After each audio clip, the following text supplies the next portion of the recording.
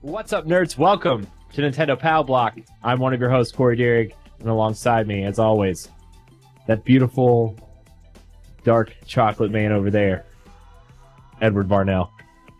Come on, Ed. Someone put Pocket Rocky on Switch. That's what I was. Hi, everybody. I was gonna say I'm so glad you're here, but after that comment, I'm not sure if I am glad. You know I would Maybe be concerned. Where Pocket Rocky never came out on anything besides the Super Nintendo, so it'll be good for it to come back out.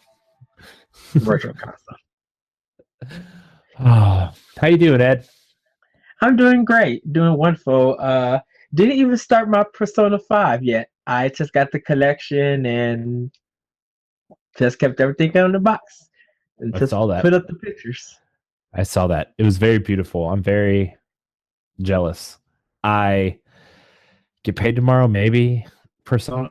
So here's the thing. Before we get into everything, the quick version is I beat Zelda last night. Yesterday. Yeah, last night. Monday. Yeah. Gosh, this week it's only Tuesday and it's been such a long week. Yeah, I beat Zelda last night and I'm finishing up a couple of side quests and stuff. And I don't want to go back to Horizon right away because it's, even though they're different games, it's too similar. So my plan was to do Mass Effect, but everybody's saying that game is not great. So I'm going to, and I need that palate cleanser game.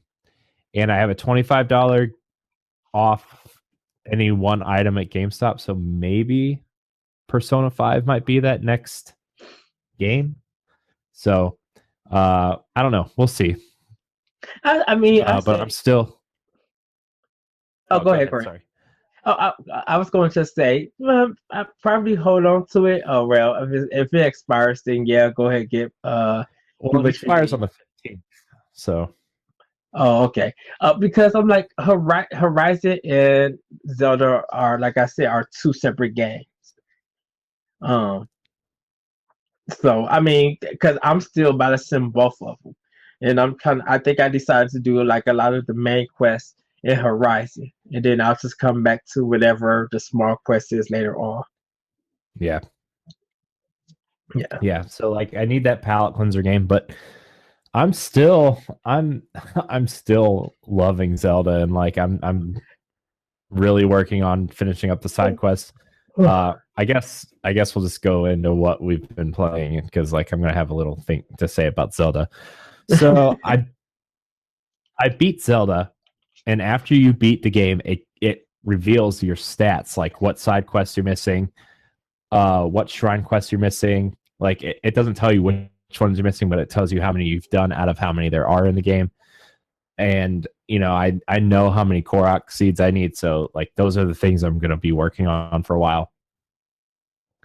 But you know, like 2 weeks ago, I've found all 120 shrines. I'm missing 6 shrine quests. So I found the shrines without doing the quests for them. And like I was like, well, what does this mean? Does this mean DLC's coming? What does this mean? So I was on like GameFAQs and Reddit and stuff. I was looking at if anybody else had this particular issue.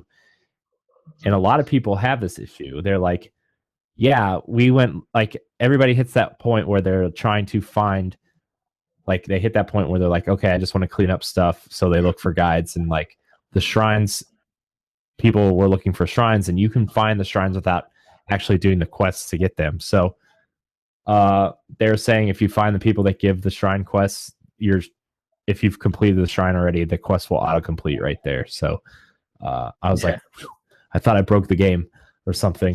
I was really worried. But you know, after I find those shrine quests, I only have 2 side quests left. And I'm getting ready to turn another one in. So like I only have 1 side quest left. And from there on, it's Korok seeds and the compendium, which I actually have about 2/3 of that compendium filled out without even trying. Wow. Yeah, I was just like, oh, I'm going to take a picture of this. Oh, I'm going to take a picture of that. And the one thing I was super worried about, the bosses of the divine beasts do not count towards your compendium. So I'm like, yes, I did not miss them. I'm so happy. Okay. So everything for the compendium can be found within the world. So I'm that's I'm really thrilled. Yeah. And like somebody printed out, or somebody went online and did a guide for the compendium, and it's an interactive one. So if you need something, it shows you if you click on it, they have starred on the map everywhere that this item or this monster is located. Yeah. So you can go take a picture of it. So I'm going to complete it because it's relatively easy to do, except unless you're doing animals, you need to sneak up on them and stuff. But it's relatively easy to do. So I'm close, this close. The hardest thing is going to be the Korok seeds because I didn't have as many as I thought I did. I need 106, or I need 806 Korok seeds in total. But that's how many I need. More I need. So that quest starts tomorrow, I guess. But sent Zelda, and I'm really excited to 100% it, because when that DLC drops this summer, I'm going to be ready because I've already done everything and I will be ready for more. This game, 100. This is the first time I've spent this much time in one game, and I'm like, man, I'm thinking about creating another profile on my Switch just so I can start a new game. And that's even like, how much time I've put into Destiny, and even that is like, feels like I don't know if I want to go back. But like Zelda's like, yes, I want to play this game again and use the knowledge that I've learned playing the game the first time and go through and see what I can do different. This game is so good. And like the last battle was just awesome. Oh my gosh, it was so cool. It was so cinematic and so big and so just, I don't really know how to describe it, but it was so unlike any other Zelda game. Because the last 3 Zelda games I played were so I played Twilight Princess HD, and like as fun as that game is, and as much fondness as I have for that game, that last battle with Ganon is not epic at all. It's you're in the middle of a field with a sword, and that's kind of what it comes down to. The part before that's fun, with the beast Ganon is fun, but and then like Wind Waker, like, battle's cool, but it's not like super flashy or anything. And then Majora's Mask is like, I mean, really easy if you have the Fierce Deity stuff. So like, I mean, those are the last 3 Zelda games I played, and like this boss battle, entering the final boss's room, is so cool. I don't want to give anything away, but it is just so cool. And then like the boss battle is like 2 parts, and once you beat that first part, the way you go into the second part is, oh my gosh, and the cinematic with Zelda, and it's just like I can't wait for you to beat this game so we can talk about that ending. And like Matt and I were talking that we want to have a Zelda spoiler cast after you and him beat the game so we can all talk about it, because this game is just so special. But that ending, man. Well, I'm almost there. I got to get one more Guardian, and then I got to get the Master Sword, and hopefully the Hyrule Shield, and then I will be done with the game. I am in the Lost Woods, but I keep messing up at the second part, so I keep getting sent back to the halfway point. I was looking at the fire and the wind, and it's not helping. The wind is not blowing it for me to see what direction I need to go. You have to stop till we get the fire to blow in a direction. Like you have to stop moving, and then fire will blow in a direction, and then you just kind of have to inch your way forward and stop again, inch your way forward, stop again. It's like, you can't, like, I got really confused at the Lost Woods, and it was super frustrating. But then I was like, walk, and I just walked a little bit and walked a little bit further. But you only got to do that once, right? Yeah, because once you get to where you need to go, where the Master Sword is, like, Yeah. there's a shrine there, and then you can just warp there. Okay. But then on that island, there's 3 more shrines that you need to walk to. That like they're quests that the Koroks give you, like right there where the Master Sword is. You can get quests in there, and they'll send you on quests to these different shrines, and that makes it a lot easier to walk to. But yeah, oh, Zelda, the ending was so good, and like my favorite thing. It's not really a spoiler. It's not. Mm-hmm. It's not really a spoiler, but like, all I'm gonna say is that the last shot in that game is how they revealed the game. Oh, how everything started. Yeah, which is like, that's just totally made the game come full circle, and it just made me so happy. But that's good. That really is good. But man, this game is so good. I can't wait to I have to work really early in the morning, but I cannot wait to lay in bed and just play this game for a little bit before I go to bed. In other words, you're gonna be playing again tonight. Yeah. And then it's gonna be 1 o'clock in the morning and be like, you need to go to bed. Kinda, yeah. Yep. You'll be like, I need this one more seed. I'm like, dang it, Corey. Now I'm playing it. I know. Oh, it's so good.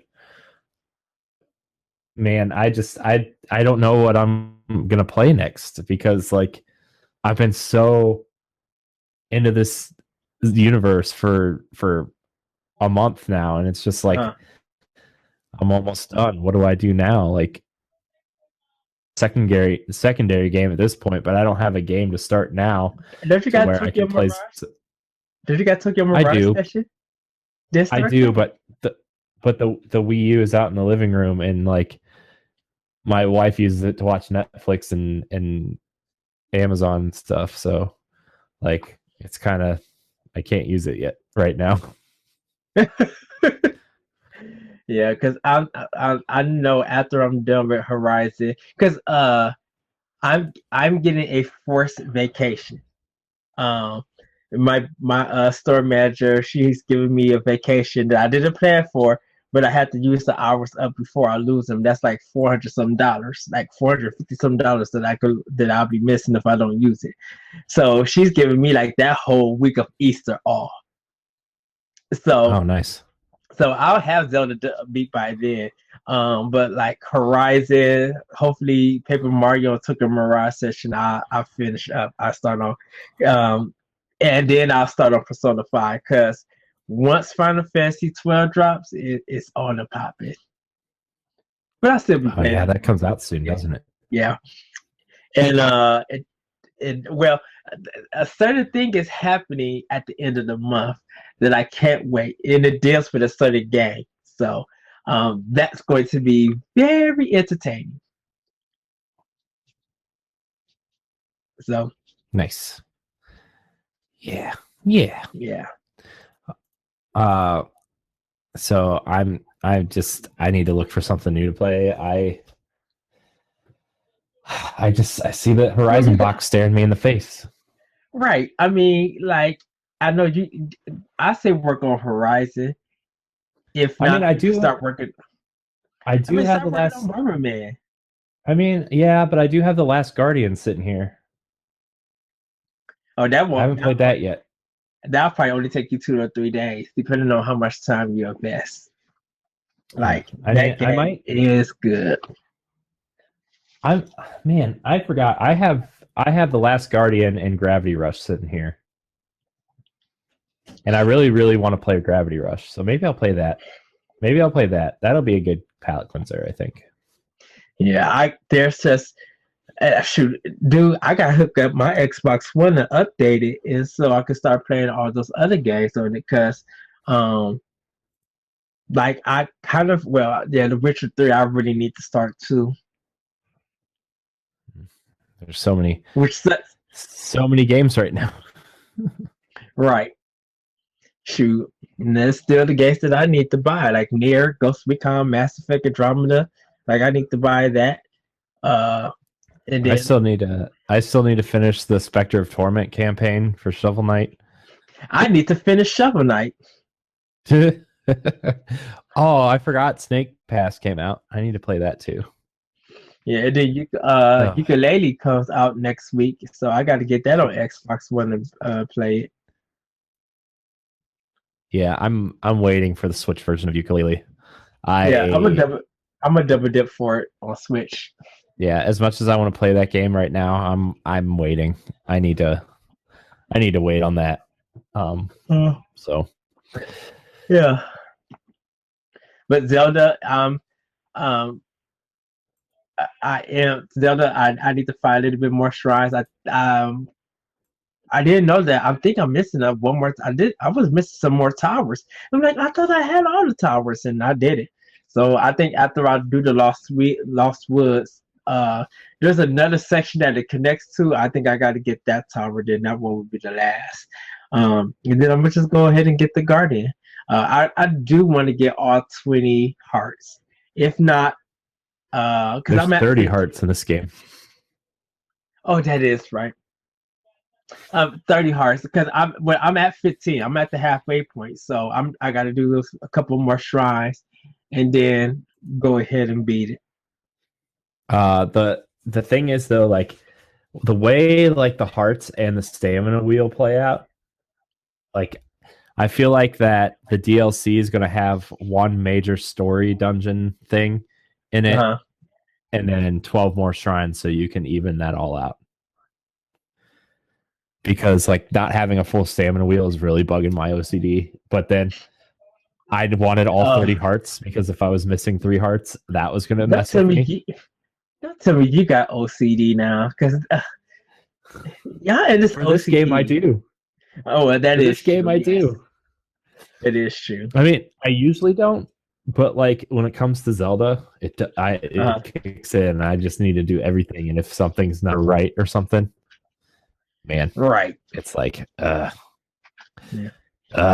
Zelda. That's kind of how Horizon is. It's just like I want to do these quests to get these items and gear and stuff, but I'm just like, it's too much. It's too much to do to actually do the one thing that you need to do. There's too many steps.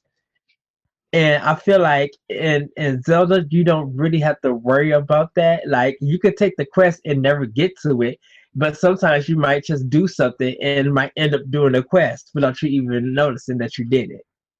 Mm-hmm. You know, and it doesn't take too much. Like I said, I missed 6 shrine quests, but I already completed the shrines. So like, I just need to find the shrine quests that I'm missing on a list and go to those locations and finish them. So yeah, because I'm doing the one that's on the Snow Peak by Garuda's Village, and I guess I got to cast a shadow over. Oh, that one. Yeah. Yeah, that's fun. So I was just like, what the heck do I have to do? And then I got to redo the Dunder one. The Dunder Plains. I got to redo that one. What's in the right color. And then the shrine will pop up. I got to do that one. Yeah, that one was rough. That one was hard. I couldn't find all the balls at first. Because one's like way out of the way. Yeah, you gotta have to have one of the Guardian's powers to get to it. I'm like, oh dang it now. Yeah. It was that one was weird. and there's just like more stuff. I'm like, dang, I didn't even know this was here.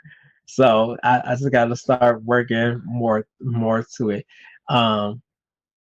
3 Guardians down, 1 more Guardian to go. Get some more hearts and shrines, and I'll be done with Zelda for probably a week and a half, and be like, that's okay. Now it's time for me to return to this game, because like Horizon, I really want to beat quickly, because I really want to get to Persona the week that I'm on vacation. Yeah. Yeah. The thing about Persona is like I can't play it on Switch. Like that would be the perfect game for Switch to sit on the couch and just grind through some stuff and like go through some dialogue choices or go through one of the dungeons. And I'm just like, with the Shin Megami Tensei series, they got too many of them on 3DS. Because really, Persona is the only Atlas game I think from the Shin Megami Tensei series that's on consoles, and it's always been a Sony console besides Persona Q on 3DS. Yeah, I wonder how much Sony ponies up for that exclusivity for Persona. Depending on how much they paid when it came out on PS1. Yeah. Yeah, I feel like, man, now that like I've been playing so much Switch and the convenience of playing handheld mode, like everybody I've talked to that's played Switch has said this, like everything they want everything on Switch now because of the convenience. They're not going to bring it, and we already had this discussion. So I mean,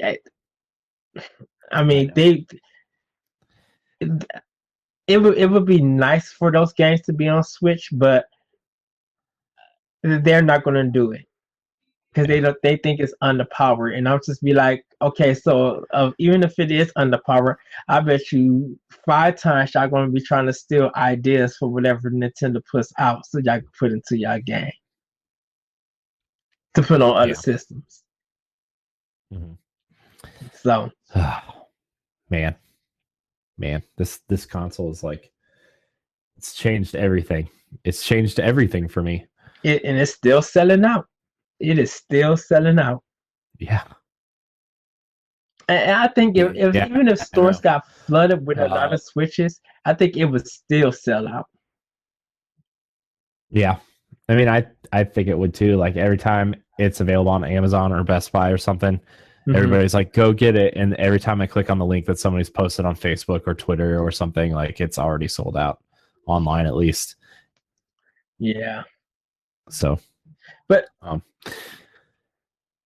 go ahead. Sorry. Oh no, I was just going to say, but just people just keep looking up, keep checking.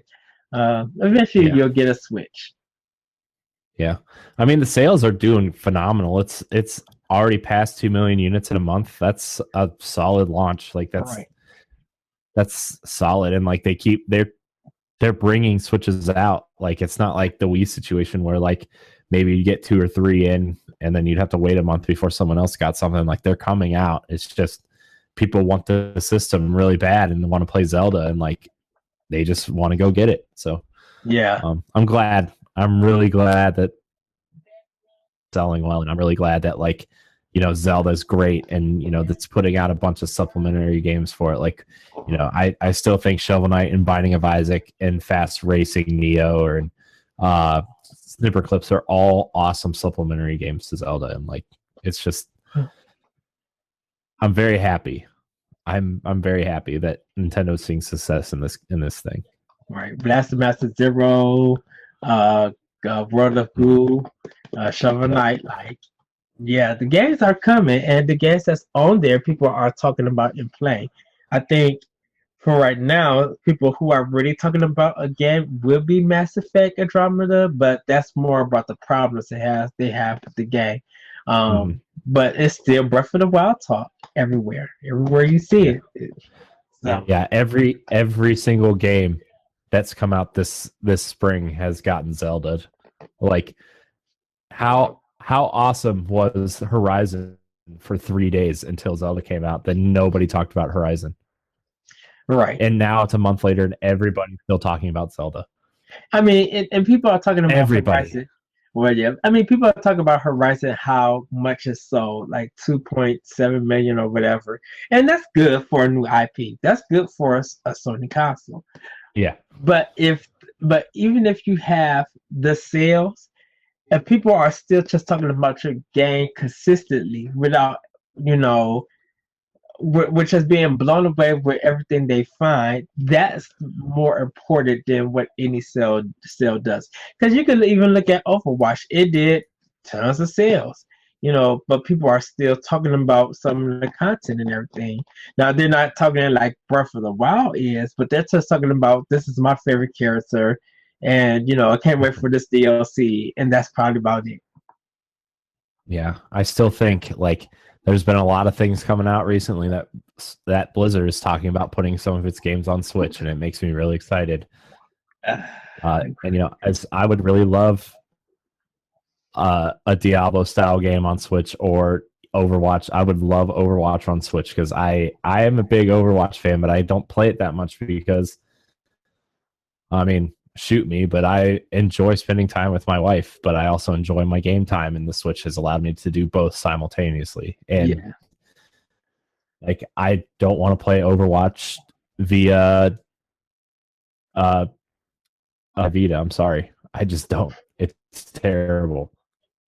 It's terrible. Ever trying to play a shooter on remote play is god awful, and like the Switch allows me to just play the game. So exactly. I mean, and I don't know if they'll ever do it, but I would just love those games. But I think a lot of companies talk big and be like, "Well, we really want to do." I'm like, no, you have the manpower to do it. You just choose not to do it. It's not that you can't do it. If you are a developer team that's able to brag and market a game on the other systems, why can you not do the same thing for a Nintendo console?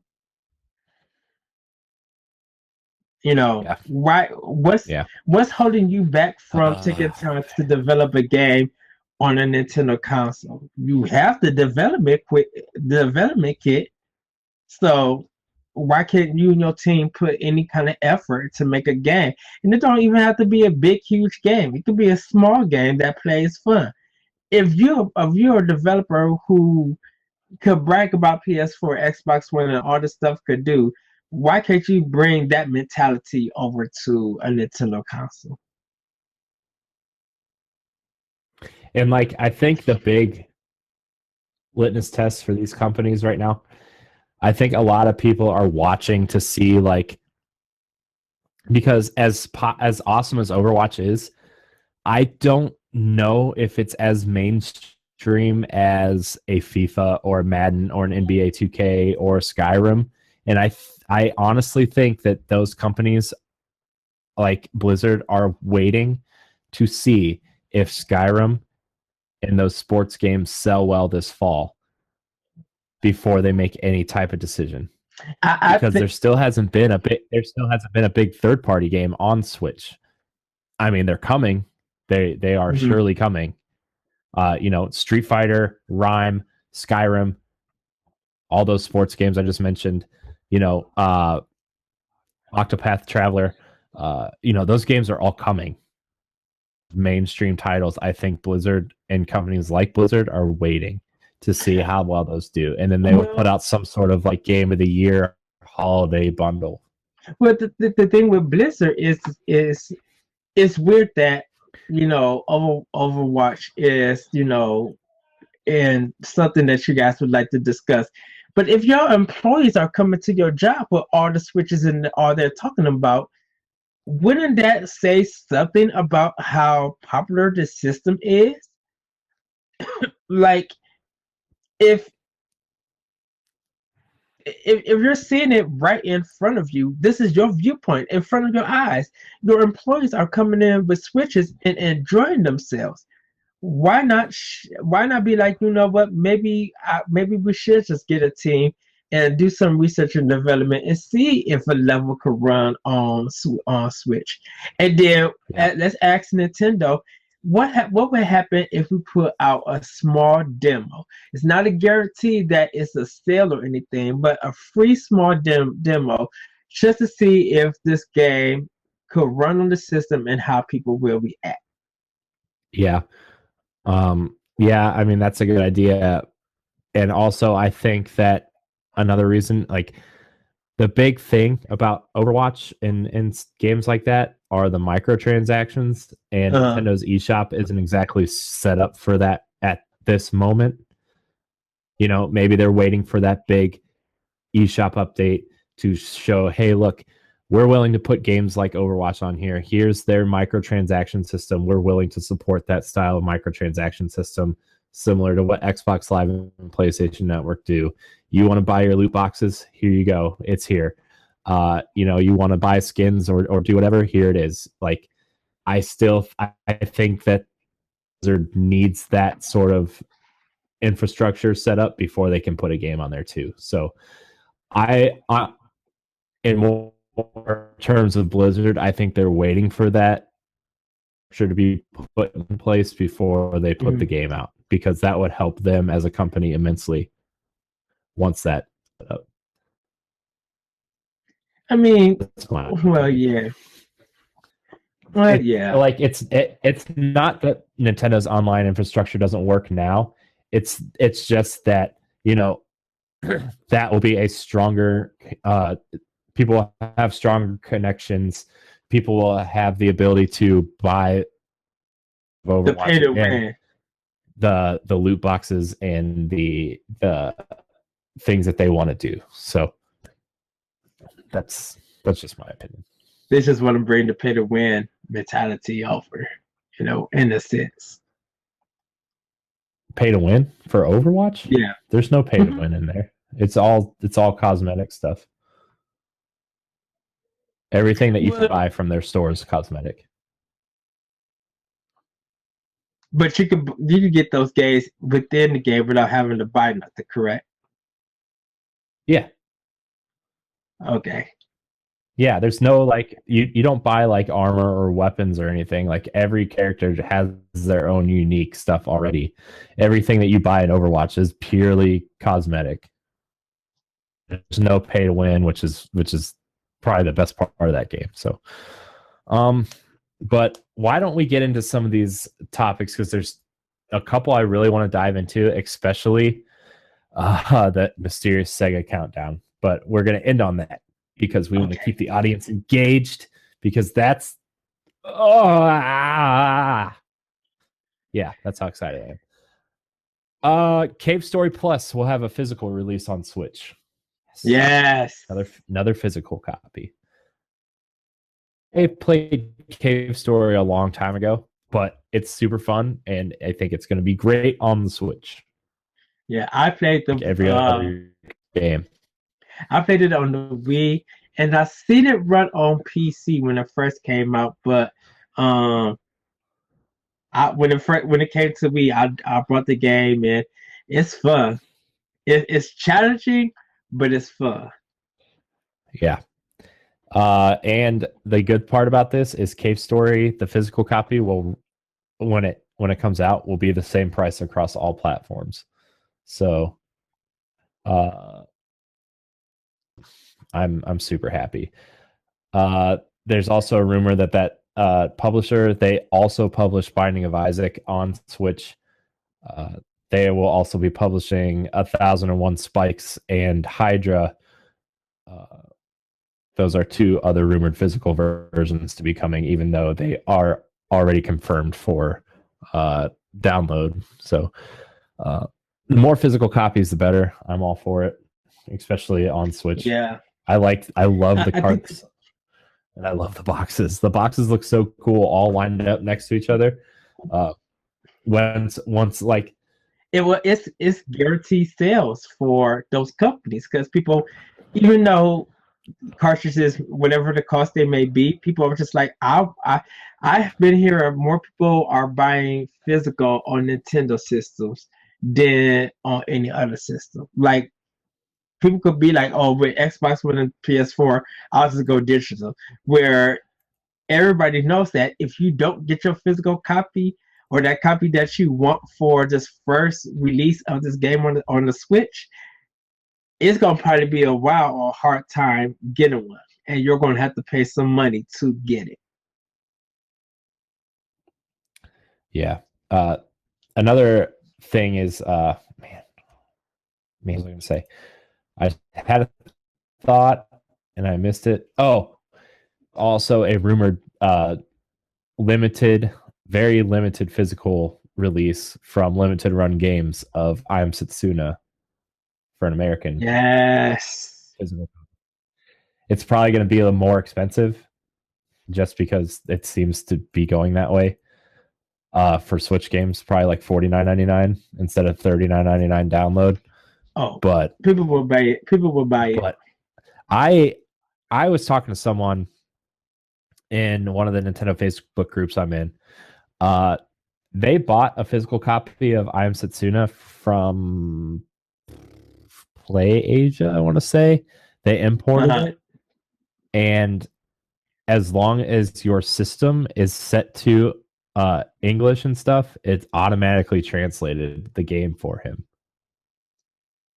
And I was like, shoot, wow. I kind of want a physical copy of I Am Setsuna. Because I've been wanting to play that game for so long, but I've been waiting for a physical copy because I'm a big physical copy guy, especially when it comes to Nintendo. You know, I will download a game here or there if it's on sale or whatever, but like I really want physical copies, and I'm super right now. My big thing is steel books, like physical copies with steel books. I'm really looking for like not necessarily a collector's edition, but like I'm really looking for a Rise of the Tomb Raider steelbook right now that's cheap and doesn't come with the collector's edition. So that's like my thing right now. But if I can get an I Am Setsuna physical copy, I will buy it right away. Yeah, I would too. So those are just a couple of the games. Cave Stories confirmed physical copy, and then those other ones are rumored. But definitely, Cave Story will probably be a day one purchase for me. And people been tweeting Square Enix saying they're using the hashtag localized men so they could get the Sega that 3 here. That's a good transition because that's where I was going next. Oh, okay. Yeah. So people have been tagging, like really been telling Square Enix how they want the Secret of Mana collection here in America for Switch. People really want that game. And Square Enix, you know, Square Enix would miss out on a lot of money. You know, even though it's going to take some money to localize it, to localize 1 and 3, or just localize 3. People will, I think, the investment in the localization would be worth it. Yeah. I mean, I don't have a lot of love for those games. I honestly, I never really even played any of them, to be quite honest with you. But like, this would be an awesome reason for me to jump into these games if they came here. You know, and I would love to have them as a Switch collection, just as like a throwback Super Nintendo style thing. So I am actually going to tweet at Square Enix right now, and I really want these games to come here. So sad localized mana. Yeah. So yeah, that's what I'm at. That's what I'm doing. Yeah. So that was a good call, though. I'm not gonna lie to you. That was a great transition, Ned. Air 5. Woo! We're on the same page. We're like 2/3 of an Oreo. Delicious. Man, I'm really bad with jokes today.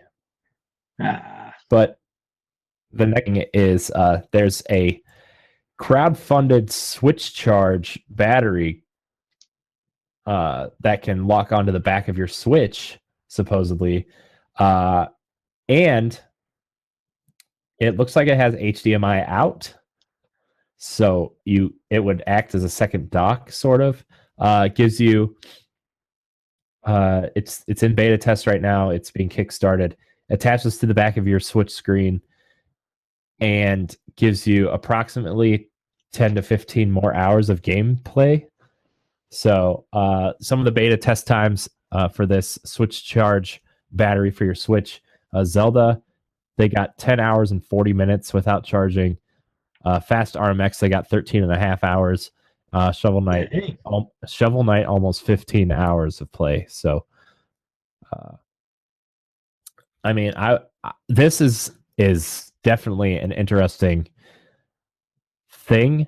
The only Yeah. problem is that for how thin it is and how sturdy the construction is, it could if you jump in early, it could cost you anywhere from $75 to $100, which, that's kind of a I mean, I don't know how good this battery is or how sturdy it is. I know I just bought a battery pack for vacation that will give me about 20 hours for $30 on Amazon. But I mean, if you want it directly attached to your Switch and you don't want it dongling off your, I mean, it's a good thing. So Exactly. if you, I guess it just depends on how much money you have to throw at your Switch and how much you really care about an external battery pack. I mean, I have a USB cable in my battery pack, so I'm good for now. But Right. hey, more power to you. It's a cool looking device, though. I mean, it looks like it fits right on the Switch, so it's cool. I don't know if it's $75 to $100 cool. Right. So sorry. Wow. Okay, so last thing I kind of want to talk about before we get into this Sega countdown. Sad news, Rhyme on Switch may be delayed to Q3 2017. And I am really looking forward to Rhyme, and I really want to play it on Switch because it looks like that's where this game belongs. Mm-hmm. Just that aesthetic and that gameplay looks like that's where it belongs. And it on my pre-order receipt, it said it was supposed to come out while I was on vacation, and now it's being delayed. I'm really sad that this game's getting delayed. Well, I mean, I feel like it's fine that's going to get delayed because, I mean, if it would have came out around the summertime, I'm like, this is going to get destroyed by people's backlog, by people still playing Splatoon, maybe more announcements from E3. So, and then people probably who already made a decision of not getting it on Switch has already played it on PS4, Xbox One. So, I mean, Rhyme has to really sell, not sell as in numbers, but it has really got to sell itself as a really great game. Like 9 or higher, it has to be. Nothing else under 9 will. I mean, maybe 8.5, but it has to be 9 or higher for this game to be recognized as a success. For people to be getting it and start talking. Yeah. I mean, I really think this game looks like a mixture of Journey and Wind Waker.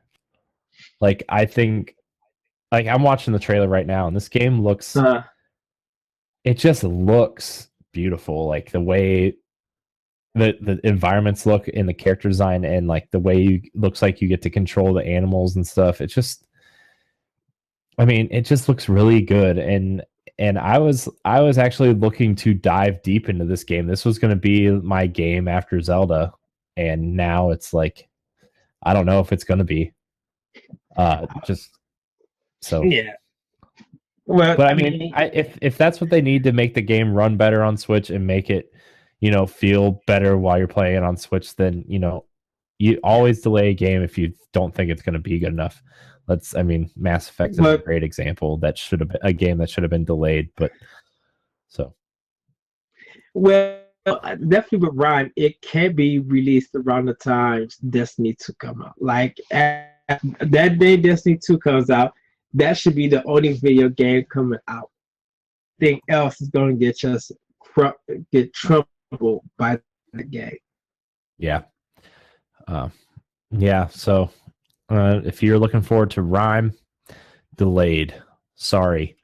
Oh, whoa, what? Okay, so before we get to the Sega countdown, there's one last thing.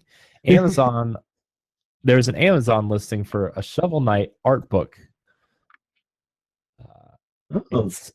184 pages of concept designs of characters and stuff. So if you're a Shovel Knight fan,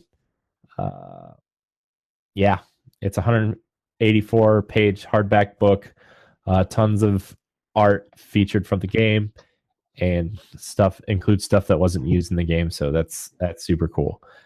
Probably gonna check it out. Not gonna lie, I like me a good art book. So,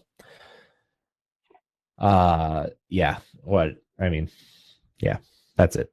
Okay, so the big news for this episode is Sega has posted a Bayonetta countdown scheduled for next Tuesday, it looks like, if my math is correct on days.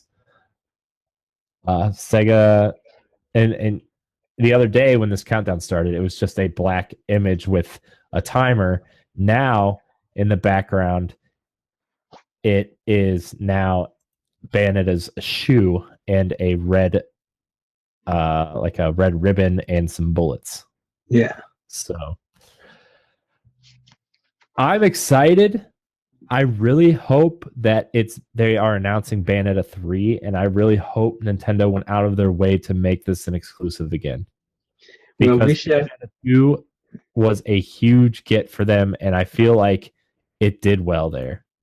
Right. Well, we should see if it's going to be the Bayonetta HD release of one for PS4, Xbox One, because that could also happen. But Nintendo funded and published it. That's the only reason why I don't think it's an Xbox One PS4 announcement of Bayonetta 2. No, I'm saying a Bayonetta 1 HD remake. Oh. Like they fixed all the problems and stuff, and like DMC Devil May Cry, how they did that for Xbox One. If they did the first one for Bayonetta on those two systems, they would fix those stuff. I don't think they would have a countdown for an HD re-release of Bayonetta, dude. I'm there. Okay, so I'm looking at this image, and maybe I'm looking too much into it. But there are 3 bullet casings. There are 3 ribbons. There's too many things that have to do with the number 3 in this image, Ed. I feel like I should send you this link. There's too many things in here going on that have to do with the number 3. There are 3 bullet casings. There are, well, maybe there's only 2 ribbons, but there's a lot of. I feel like it's Bayonetta 3, dude, and I really hope it's a Switch exclusive. It has or to like be. They work too. Maybe they're like, we're developing Bayonetta 3, but we're gonna port Bayonetta 2 to the Switch. And we can have Bayonetta 2 and 3 on Switch. Well, if they do that, they'll probably also announce when the Bayonetta amiibo will come out. Yeah, that too. Yeah, that would be smart if they were like, hey, Bayonetta 3 is coming. We're going to re-release Bayonetta 2 on the Switch. And if you you can buy a bundle with the Bayonetta amiibo. That also works in Smash Brothers. Oh my gosh, that'd be amazing. Yeah. And I'm so happy. I'm so happy right now. I'll say Bayonetta 3, yeah. Now, if they shock the world and they say Bayonetta 3 for PS4, Xbox One, and PC, I think fans would feel like it's a betrayal. Yeah.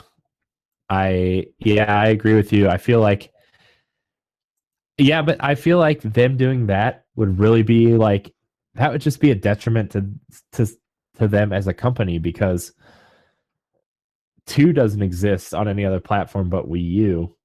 Yes. And so, like, how do you get that second part of the story if you're an Xbox One or PS4 owner? And how do you appease the fans who are Wii U owners who bought a Switch and really want the last part of that story? I don't know. How do you do that? I really feel like at this point, they've already made a decision. They're like, hey, we put the second game out on Nintendo. This is a Nintendo property now. Like, I don't know. Oh, I mean, they have to put it on. Like, I would be glad that they put the Bayonetta 3 on Switch because Nintendo made y'all popular in other games like Transformers Devastation, Ninja Turtles, The Legend of Korra. Even though some of those games are very bad, you got recognized by Activision to make these games. Like, people were coming to because of Bayonetta 2. So why would they just be like, well, Bayonetta 3, we want to put on the Switch, but didn't nobody buy it? yeah. I think the only way I could see them appeasing fans would be if it was a Switch timed exclusive, and then they released it on PS4, Xbox One, maybe 60 days later, 90 days later, 6 months later. Sega has to pay for everything. Sega would have to pay. Yeah, that's the other thing. I don't know, because like, even though Bayonetta 2 did well on Wii U, that series still, technically has underperformed. Yeah. And does Sega really want to pay for that? Like, do they really want, like, with all the success Sega is having lately with, Persona's super popular, all the Atlas stuff they're doing, right. They're all the money they're spending on trying to make a Sonic revival. Do they really want to put all that money into Bayonetta again when they already have a partner, Nintendo, that has saved this property once before? Like, I think that this would be a good move for both parties, saying, look, Nintendo Switch is not just a kids, like, Nintendo's not just a kids company anymore. Look, we have Zelda, we have Bayonetta, we have these games you want to play here, and Bayonetta you can only play here. Right. And Nintendo picks up the marketing. Nintendo gets a quote mature style game to show off their new system. Sega doesn't have to pay for the marketing. Sega doesn't have to pay for the publishing. Platinum gets to make the game they want because Bayonetta is their baby. I feel like, in terms of a business decision, this would be the smartest thing for Sega, would be to go in with Nintendo and publish this game. Yeah. That's my opinion. I feel like that's the smart way. And Sega already has a strong relationship with Nintendo in terms of, like, getting Sonic games on there. Sonic always comes to Switch first, or at least the Wii U. I mean, those games came to Wii U. I don't think Lost World or Sonic Boom ever came to any other console, right? Nope. So, like, I think Sega already has a strong relationship. Platinum has a strong relationship with Nintendo, with Mad World and Bayonetta too. Like, it's just a smart business move. It's just a smart move. Yeah. Yeah, I agree. I feel like they would be doing themselves a disservice by giving this game to, PlayStation and Xbox owners, because they didn't get the second part of the story. So why would you play the third part of the story? Like, they're going to lose sales there anyway.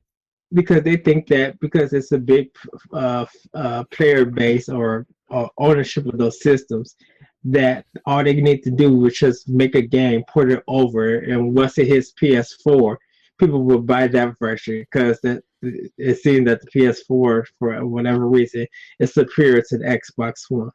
But I'm just like, no, people are going to buy it on Switch because if they work once again with Nintendo, one of the best game designers, then the property is in good hands.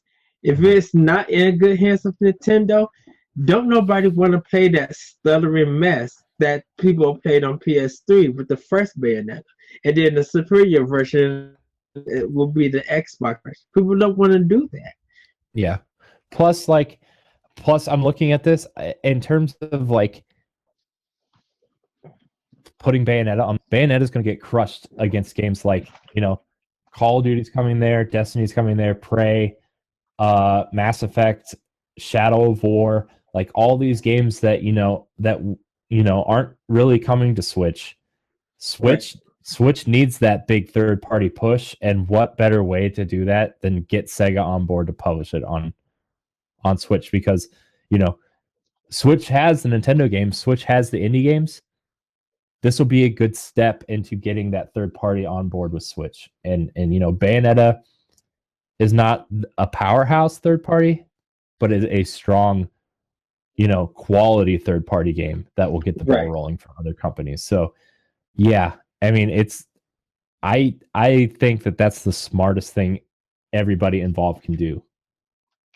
Yeah, they have to. At this point in time, Sega has to. I mean, Sega has made too much money off of Nintendo systems. Yeah, and they won't make that much money off of anything else, any other system. Yeah, and we saw with Bayonetta 2, like that game sold over 1 million copies on Wii U. Like that's a strong for one system that statistically undersold. Like to have 1 million copies sell on one system that sold 13 million units, like that's awesome. Yes, for a game like that. So, and Switch owners right now are hungry for something to play after they're done with Zelda. Like that is such an amazing game to put there. Like, I really think that they're going to port Bayonetta 2 to Switch, and then this is an announcement for Bayonetta 3, and either A, Bayonetta 2 is a pre-order bonus, or B, they're like, hey, we're going to print a limited run of Bayonetta 2 on Switch. You can download it from the eShop if you can't find a physical copy, and then Bayonetta this holiday with Mario and Xenoblade. And that'll be the lineup for the fall. Will be Fire Emblem in August, Bayonetta in September, October will be Xenoblade, and then November will be Mario. Yeah. Gosh, what an awesome holiday lineup. And that's not even saying, okay, NBA 2K is coming, FIFA's coming, right, Skyrim's coming, at some point Octopath Traveler's coming this year.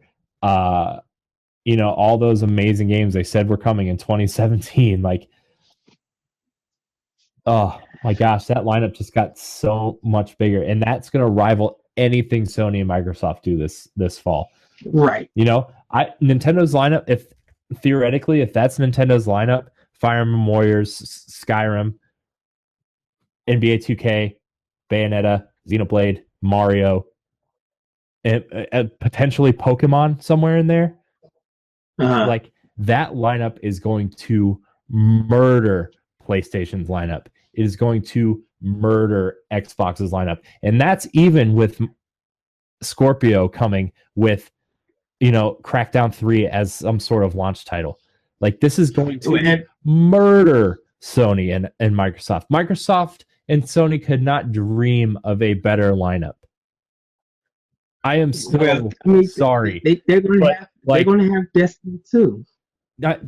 So everybody's putting their baskets in Destiny 2. About Destiny right now. Like I went and pre-ordered Destiny 2. Yes, I'm really excited for Destiny 2. That's the only game. That is the only game I am excited for PlayStation. But this is the thing. Destiny 2 will have a lot to prove. It has to make up for that 6 when it first came out. It has to make up for those issues of the server problems, and have part of the DLC being broken at times, and glitches. Like Destiny 2 has a lot to prove when that game comes out. Everybody has pretty much seen some of the stuff that's going on for Nintendo's fall lineup, and everybody's ready for that. And then with E3, if there's more games that's coming out for holiday that they haven't shown yet, it's going to be like, where do I put all my money at for this holiday season? Do I put it in this one game, or do I put it in these 6 or 7 games that's probably going to be keeping me playing throughout not only this year but next year? I mean, let me tell you, like I think like it's been so long since we've said this, but I think Nintendo has way too much coming out this year, and like spilling into next year. We already know Fire Emblem proper for Switch is coming in the spring of next year. Like This E3 is going to be about Mario. It's going to be about Xenoblade. It's going to be about Fire Emblem, and it's going to be about Pokemon and potentially Bayonetta. Like, that is the strongest launch year lineup that you could possibly have for people looking for Switches this holiday. Not to mention Zelda, Mario Kart, Splatoon. Like, look, did you hear all those games I just named off for Switch in 1 year? Yes. I gotta write it down. I want to see titles.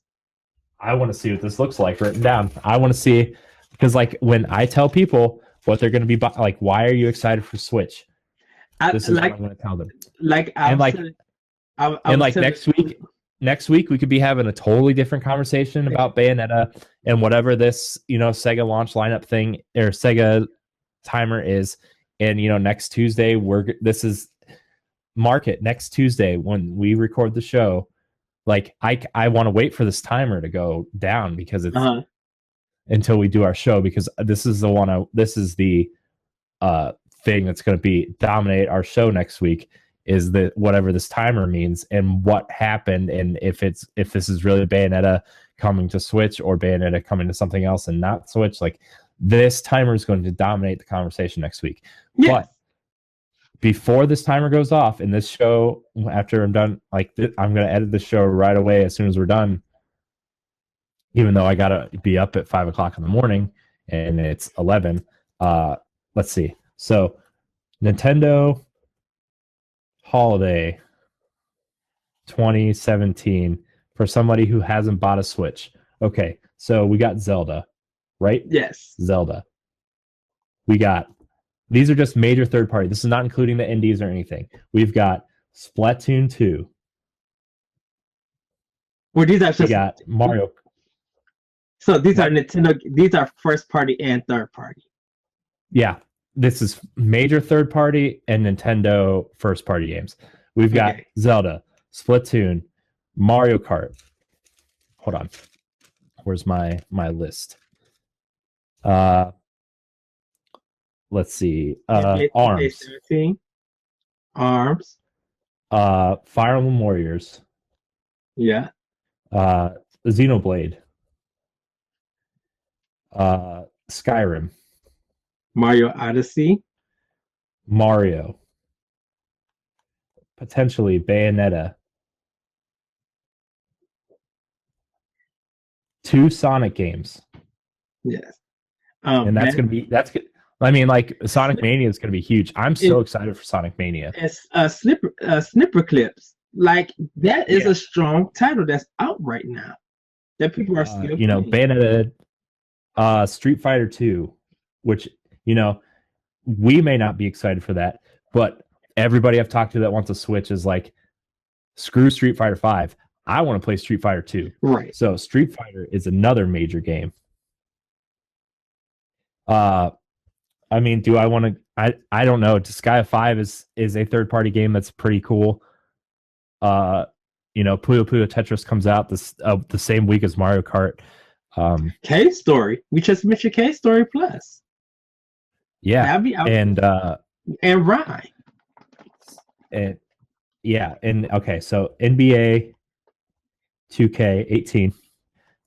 Sorry, I'm reading what I'm writing. This is really good radio, so I hope you're watching and not listening. And everybody, FIFA. just to let you know, Konami did put a listing out for hiring people to bring to so it's a possibility that whoever they hire can be working on Contra, can be working on Castlevania, can be working on some of their old games, and you think that Twin Snakes rumor is true? I don't think so. Okay. So without any of the indies, without any of Binding of Isaac and Cave Story, any of that. So this is for somebody looking for Switch this holiday. And, these are all the games that they did say were coming out in 2017. And yes, Nintendo UK did say that Xenoblade Chronicles 2 will be coming out in 2017, fully translated in English.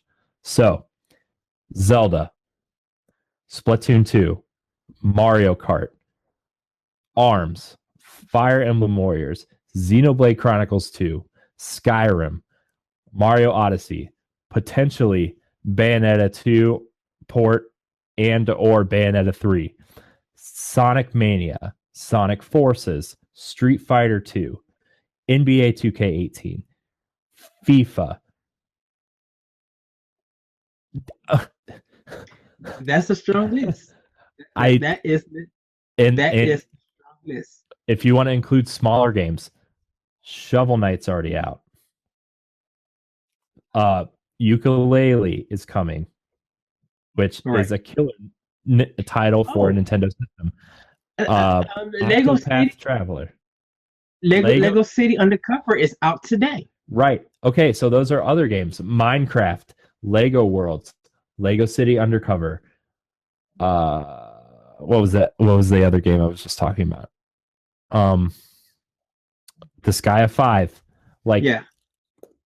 That's like 20 games right there.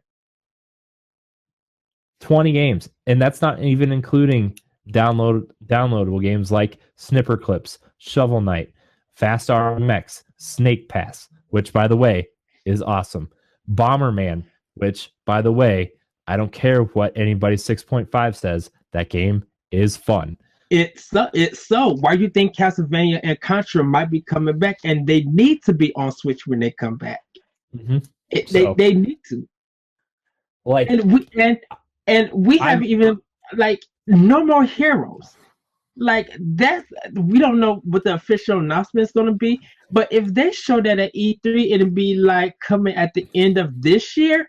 Oh, that's another top tier quality game. Yeah, No More Heroes 3. Oh, that's going to be a big seller. It needs to be a big seller. Yeah, I mean, I love No More Heroes on Wii. That's like, I mean, that's one of the games I went out of my way on Wii to play was No More Heroes. That game was awesome. I think that game has style. I think that Travis Touchdown is an awesome character. Like, I'm really surprised he hasn't shown up in Smash at some point yet. Which that's another thing. That is another thing. There's a huge rumor that Smash Deluxe is coming too. Like, you put that alongside these games, like that is too much this year for Nintendo. And the last time I said that was the Wii U launch. Was the last time I said this is too much to buy it for a Nintendo console at one time.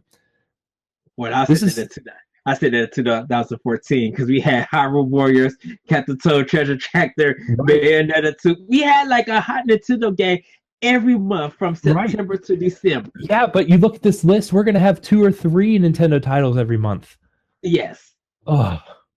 And like, people are always arguing, like, what's coming besides Mario and Zelda? This is your list. And yeah, somebody might not care for, the Muso style Fire Emblem Warriors games, but that's when you move to Skyrim. Somebody might not care about ARMS, but you can move to Xenoblade Chronicles 2. And like, somebody might not care about Street Fighter, but that's when you go to Bayonetta. Like, there is something for everybody on this list. And we haven't even mentioned at the end of the holiday, the Zelda DLC with new story content will be dropping.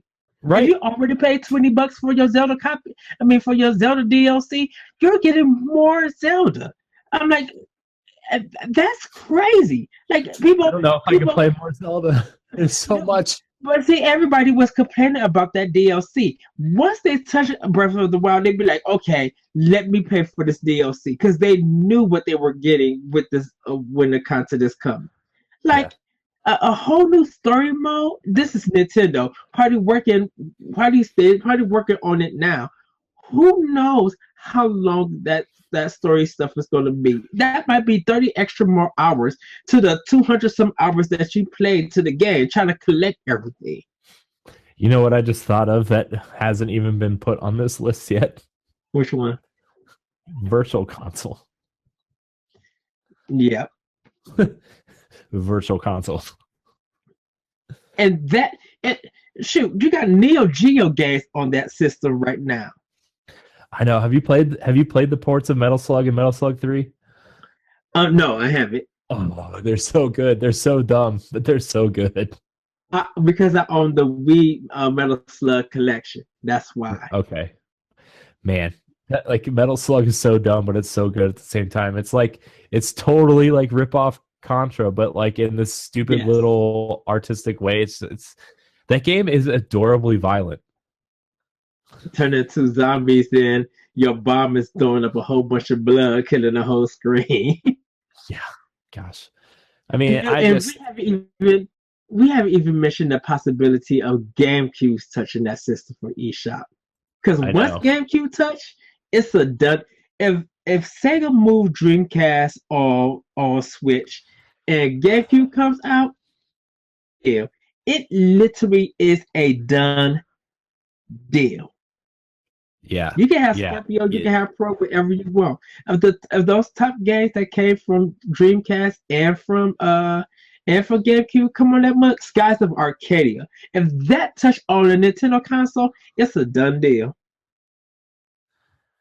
yeah. And like me and Joey were talking the other day, and like we really want a Skies of Arcadia Legends HD, the GameCube version. We really want a Skies of Arcadia HD.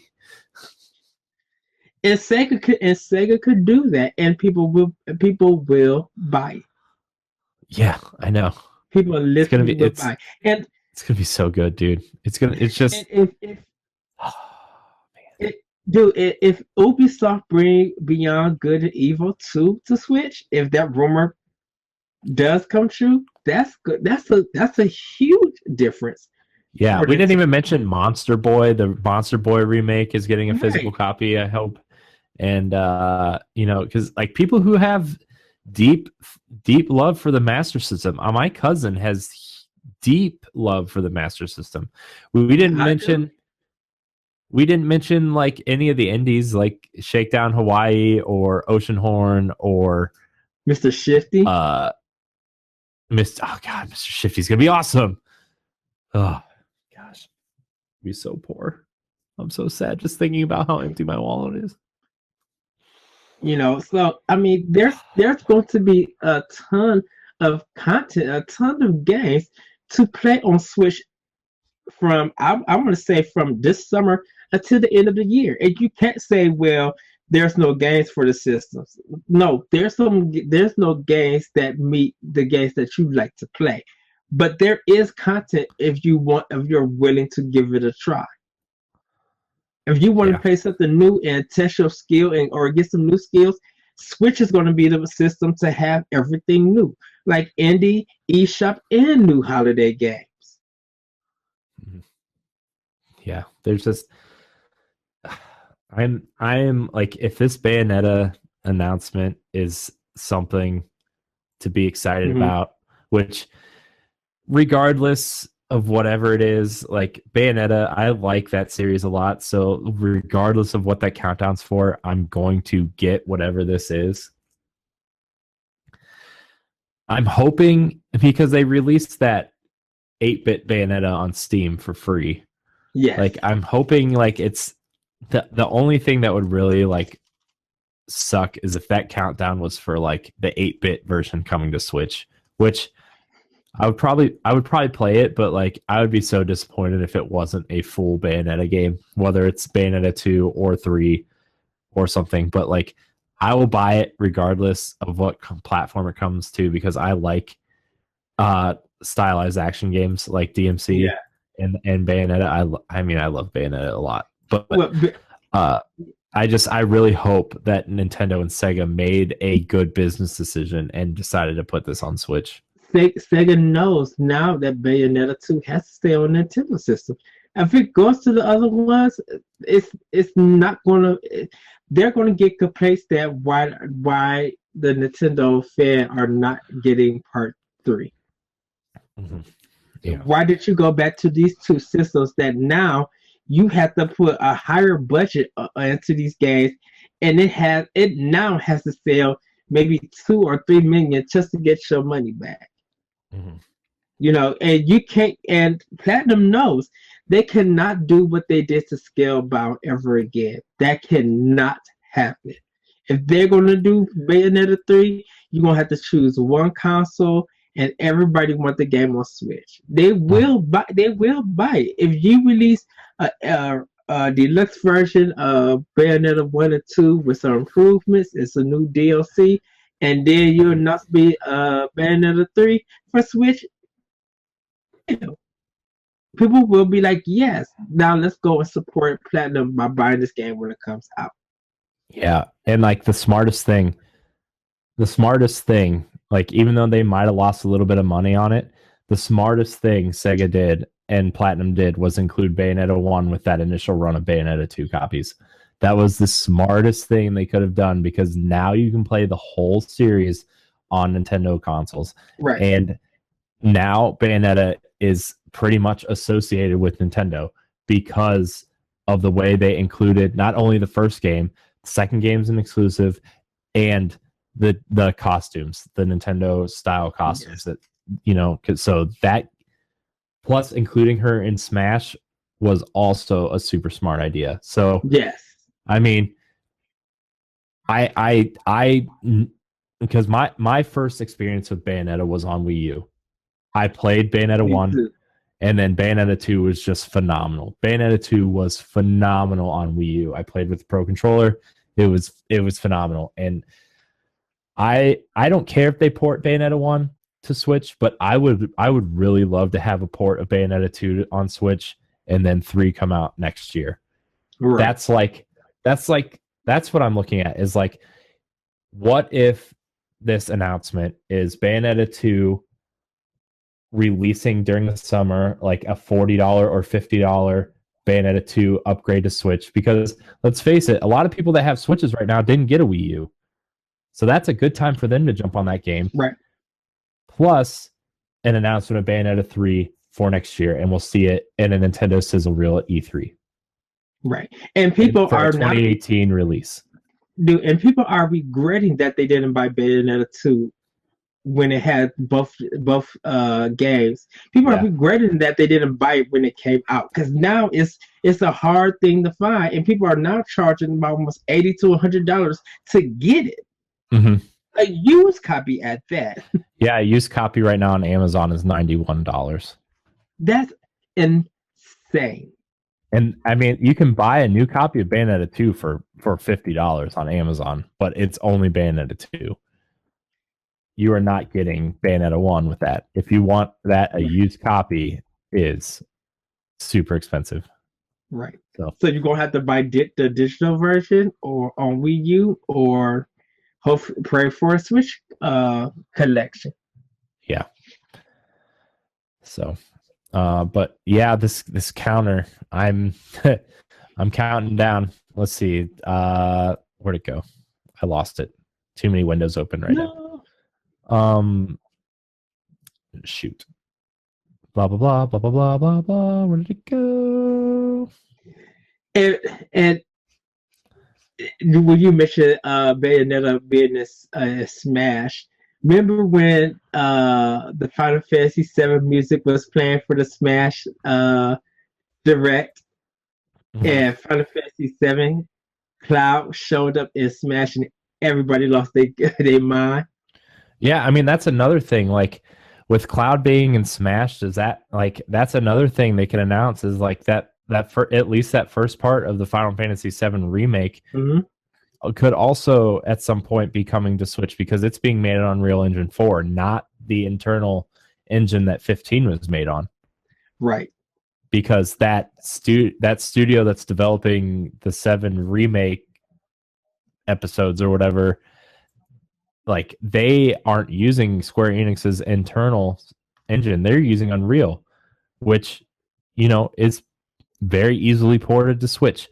The new tools that came out like a couple months ago have native Switch support on it. So that's another thing that could possibly be coming as a Final Fantasy VII remake. Well, I think Sony got that exclusive on it. To make sure people. It's coming first to Sony. It is also coming to PC and Xbox One, but they said nothing about Switch because Switch was not announced yet. Yeah. So and Square Enix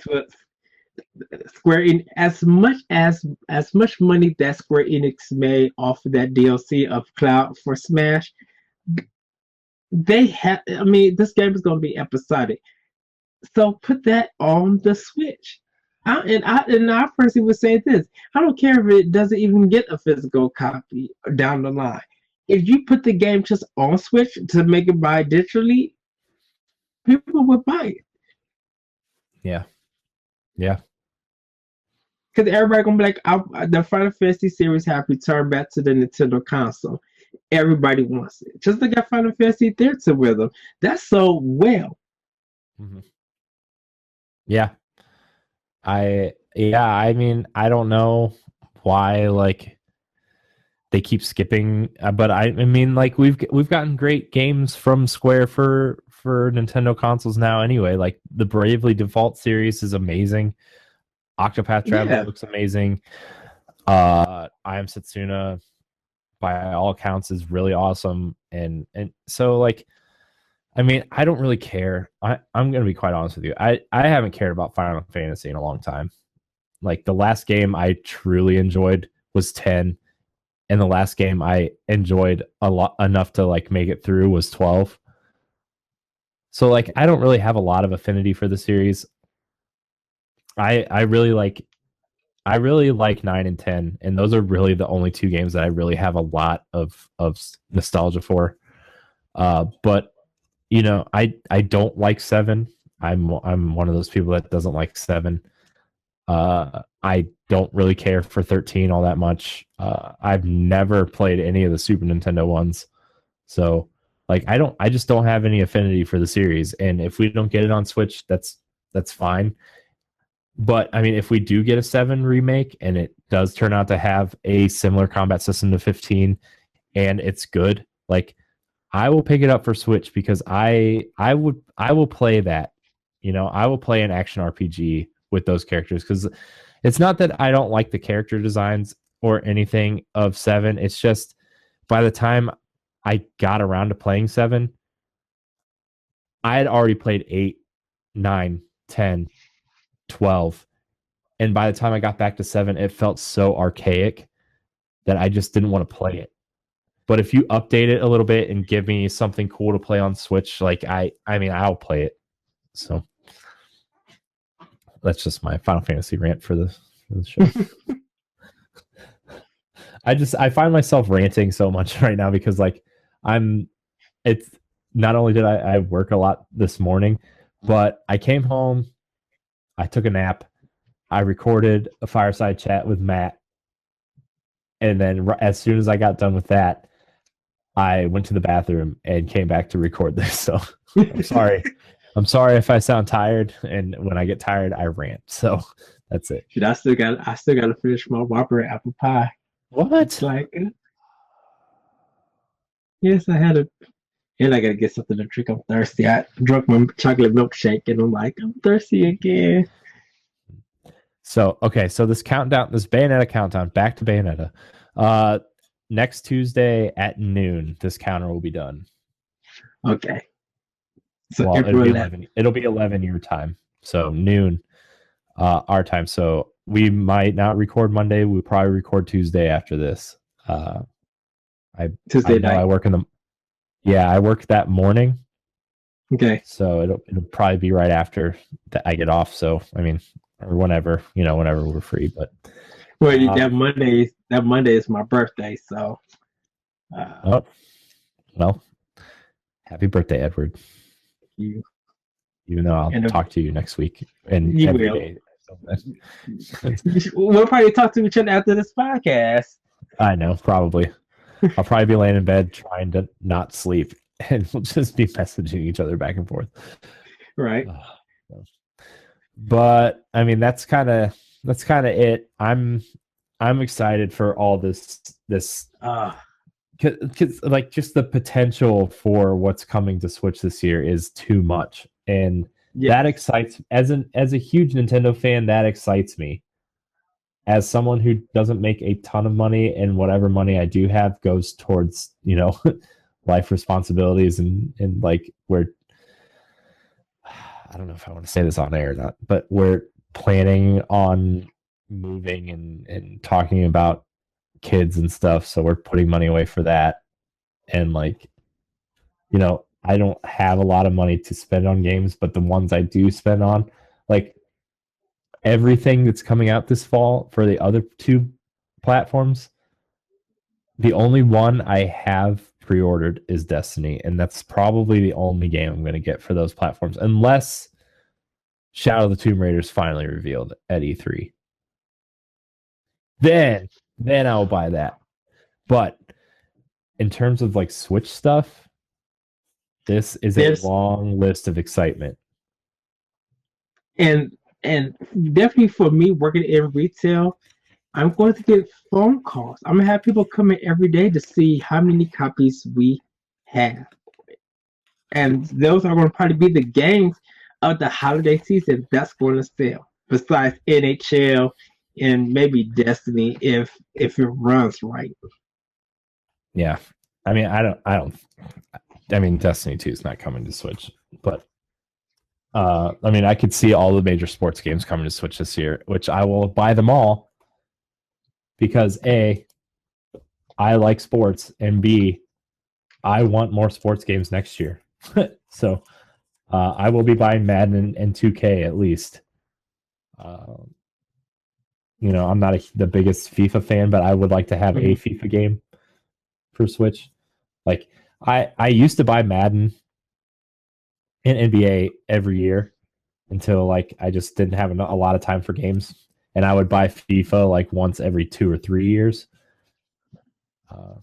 But yeah, those sports games are going to be sitting real nice on my shelf next to all my other sports games. Ooh, you got some nice games. Oh, it's just like just got it for the box. That's it. Like, oh, okay. Yeah. No, but like, oh my gosh, like I'm looking at my list right now, and like, when I get paid tomorrow, I'm going to pick up Lego City, and you know, next week is or 2 weeks from now is Puyo Puyo Tetris and Mario Kart, and then the Sky 5 and ARMS are probably in May, and you know, it's just in June's probably going to be Splatoon and Readout, which is that other F-Zero game that looks really cool. And then this fall, right now, I have pre-ordered Fire Emblem, Xenoblade, Mario, and Skyrim. So like, it's a good time to be a Nintendo fan for real. And then after E3, and like, you know, I still need to figure out if Ukulele's going to have a physical copy or not. You know, I need to pre-order Cave Story.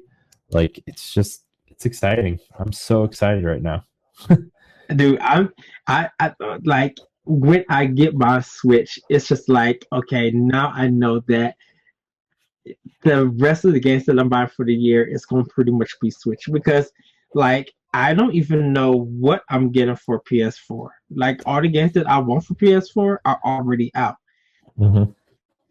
Like unless something like that Spider-Man rumor is true, or like they make some announcement at E3 that Days Gone is coming out, which like I'm not even that interested in Days Gone. I don't think that game looks that great. Like I know that's for like a very specific set of people, but like right. I'm so tired of the zombie stuff that like anytime I see something with zombies in it, I don't want to play it. Even like the Walking Dead games, like the Telltale ones, I'm just like, no thanks.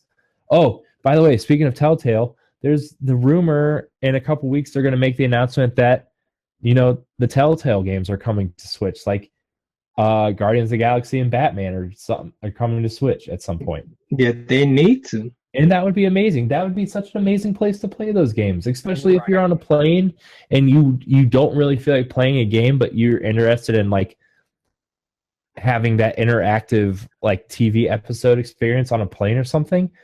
Batman would be perfect. Like I don't really care for Telltale games, but that would be a place where I would play them. You know? Oh, gosh. Ed, my mind keeps wandering, and I really want. Well, Cuphead is the next game for Xbox One. Like I say, everything that I wanted for PS4 or whatever is pretty much out. Like Nier and Persona 5. Those two games, Persona 5 I have, just Nier is the one I got to get. But nothing else after that. I'm gonna be at E3, be like, okay, it's God of War, it's Days Gone, it's Final Fantasy 7, it's Destiny 2 exclusive DLC, it's Call of Duty. It's Crash Bandicoot and Jack and Daxter. It's just like, yeah, they're interesting. Woohoo! Maybe we'll see Yakuza 6 and whatever Shenmue 3 or 4, whatever that game is. We'll probably see some of that. We're not gonna be like, okay, yeah, but none of that really interests me besides probably the Yakuza game. So Yeah. So okay, so I found the article and it's not like a fan article or anything. This is from GameSpot on where'd it go? March 17th.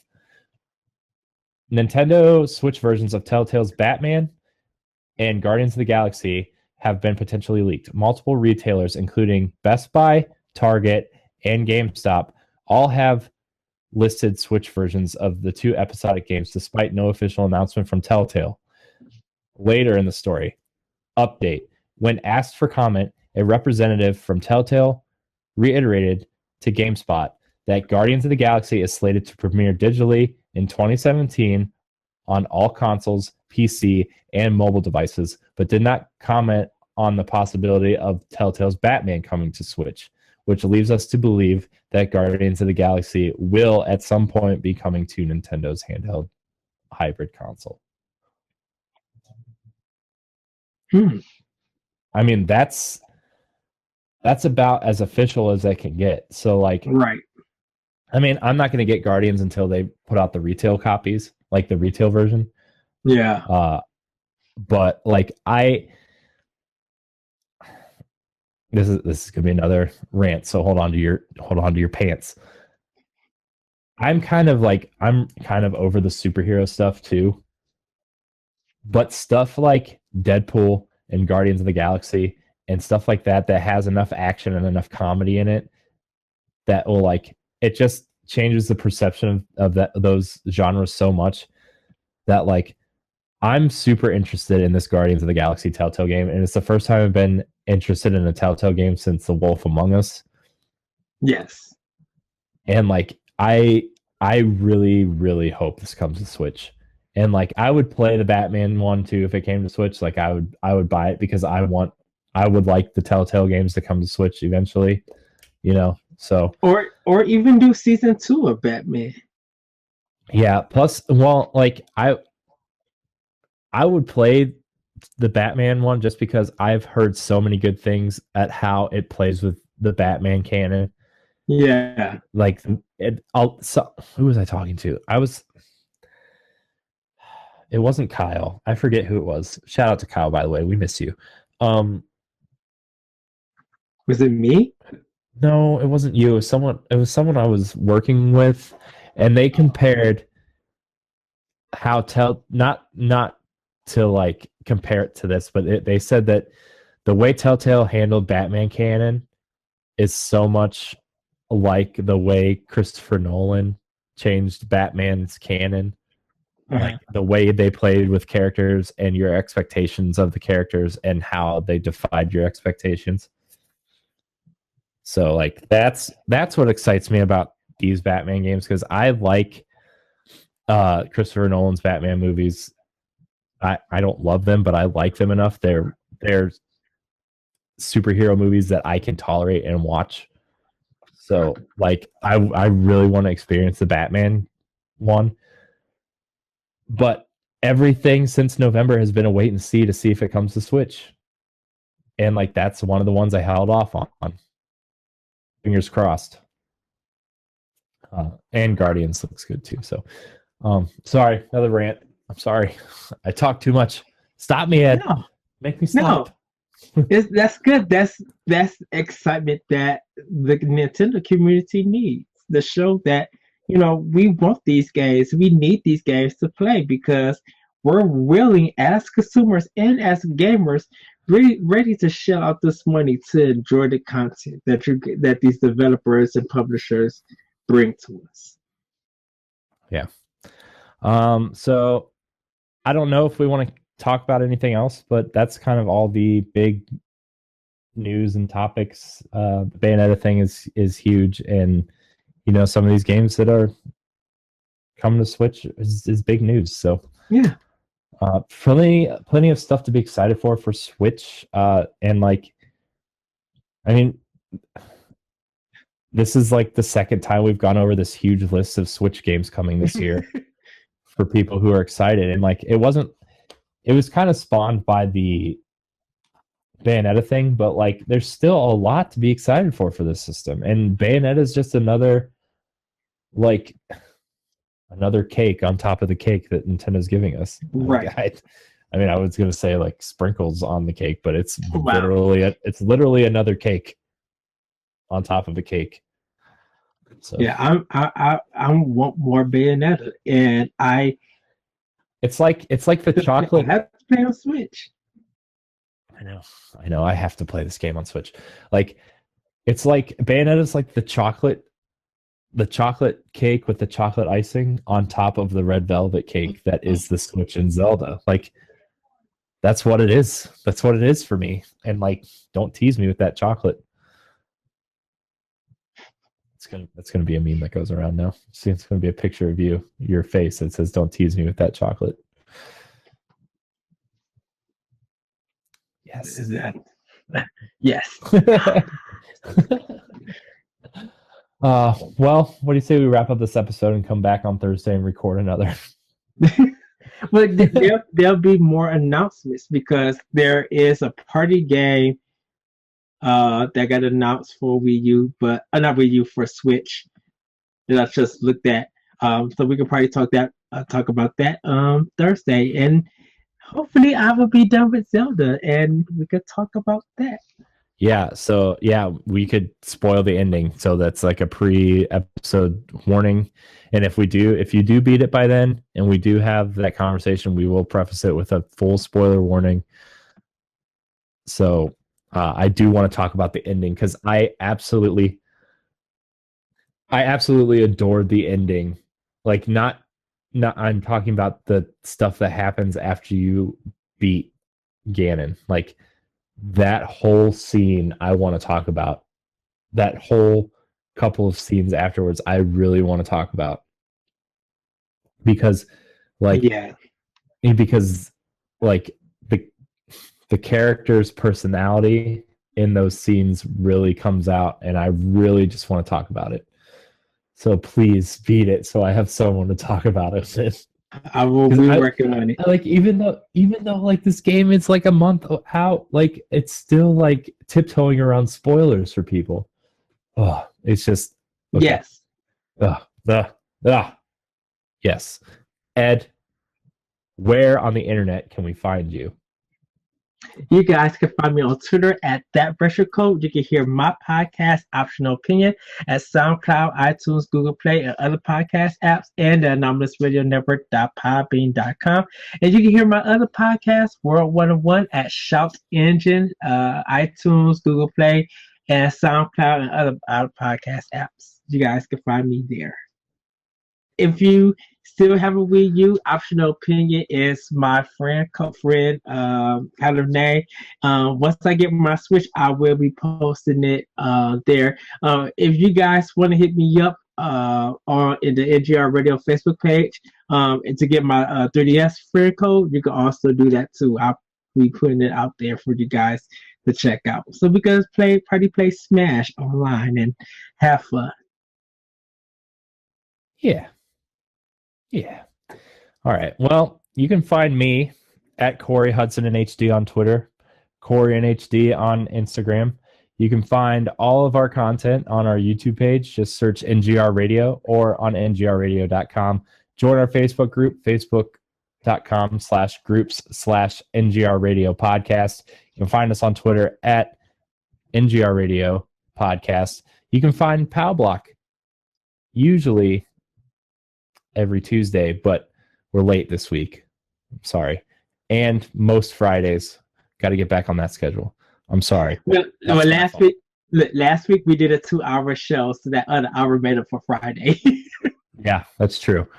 Let's see where else. You can also find me on NGR Radio, our other podcast.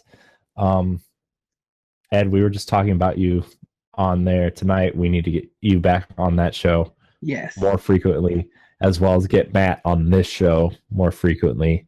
Yeah. Let's see what else. I think that's it. At this time, that is it. But everybody get ready for E3 talk within probably about next month, getting close to June. We'll probably be making predictions. We want to hear what you guys think of what should be on the Switch or what's going to be announced for E3. Corey's going to be watching. I'm going to be watching. We'll probably be on multiple podcasts, but definitely check out Pow Block when that Tuesday or maybe that Wednesday, whenever Nintendo release all the information, we're going to be going in. My hope is that Thursday I've got a lot of work to do in terms of the back end stuff for NGR and everything that's happening there. My plan is to set up a Twitch page, and what I really, really want to do is do at least a Nintendo, whatever they decide to do, a watch thing for at least you and me, and maybe a couple other people if they want to join us on our Twitch page, and then do a reaction to it, and then a proper podcast. So I want to do all that, and I want to have our Twitch page ready, which I'm going to actually set that up on Thursday and probably stream some Zelda on there just to kick it off and have just like a Thursday stream to test it. Yeah, and all that stuff. So that's the plan I want to have.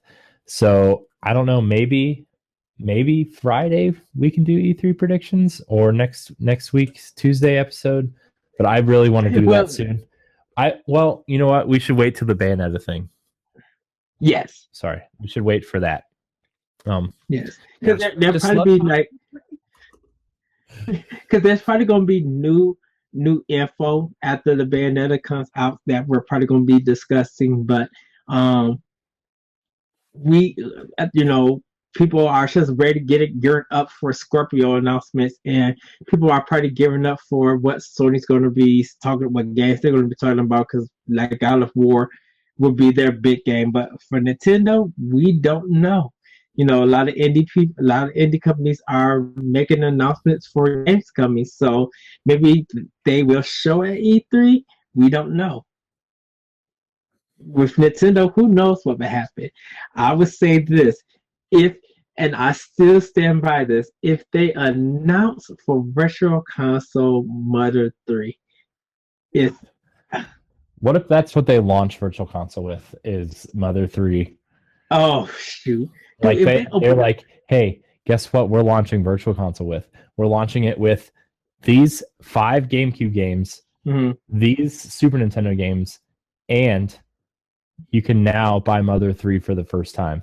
Well, if they open up the show with Mother 3, I would be what they should do, though, for real, and they would make so much more money this way, is say, yeah, you can download Mother 3 on the eShop, or you can buy the Earthbound trilogy as a standalone physical thing.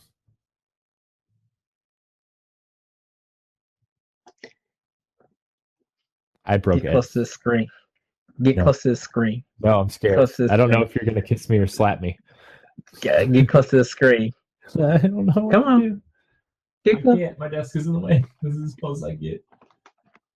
It's... Oh my gosh. Because I'm just saying, I think that would be super cool.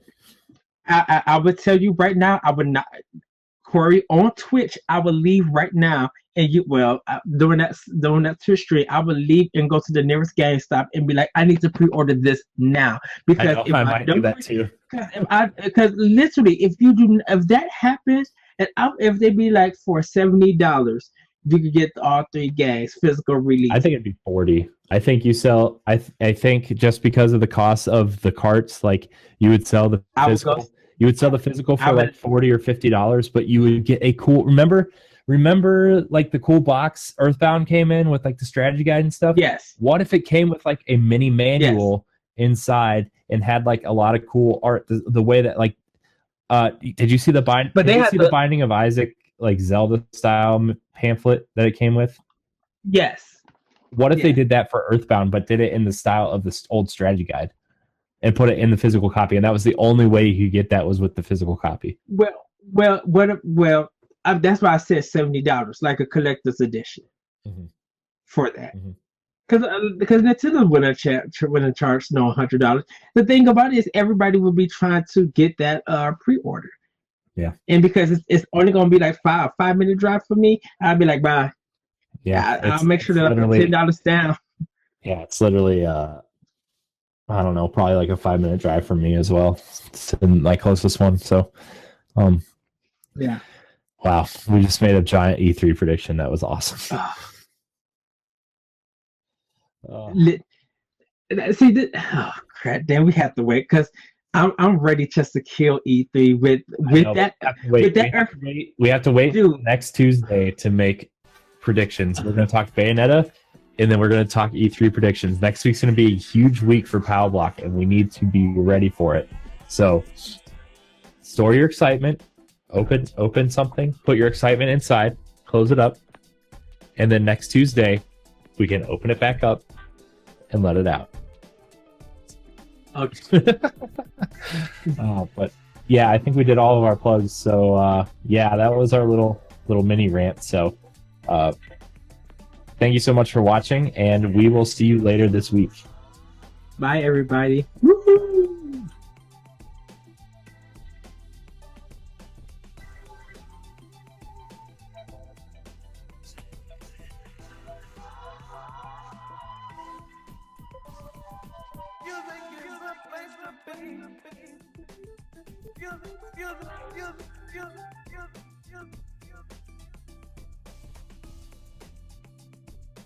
You make it